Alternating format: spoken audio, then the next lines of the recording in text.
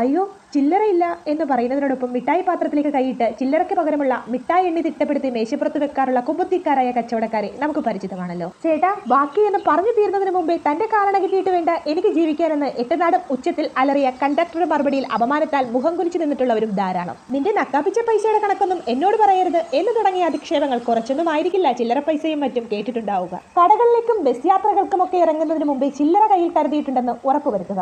അടുത്തത് സമ്പാദ്യശീലം വർദ്ധിപ്പിക്കുന്നതിന് വേണ്ടി കുട്ടികൾ കുടുക്കയിൽ സൂക്ഷിച്ചു വെക്കാനുള്ള പണം ഓരോ വർഷം കൂടുമ്പോഴും പോസ്റ്റ് ഓഫീസിൽ നിക്ഷേപിക്കുക. പെൺകുട്ടികളാണെങ്കിൽ സുകന്യ അക്കൗണ്ടിലേക്കും ആൺകുട്ടികൾക്ക് SB അക്കൗണ്ടിലോ മറ്റോ നിക്ഷേപിക്കാവുന്നതാണ്. ഒരു ദിവസം 10 രൂപ വീതം കുടുക്കയിൽ നിക്ഷേപിച്ചു തുടങ്ങിയാൽ 30 ദിവസം തികയുമ്പോൾ 300 രൂപയാകും. 12 മാസവും ഈ 300 രൂപ വീതം നീക്കിവെക്കാൻ നമുക്ക് കഴിഞ്ഞാൽ ഒരു വർഷമാകുമ്പോൾ 3600 രൂപയും 18 വർഷത്തോളം ഇതേപോലെ മുന്നോട്ട് പോയാൽ 64,800 രൂപയും പലിശയും കുട്ടിയുടെ സമ്പാദ്യം വഴി മാത്രം കുടുംബത്തിന് ലഭിക്കും. അന്ന് ആ തുക വലിയൊരു ആശ്വാസമായി മാറുകയും ചെയ്യും.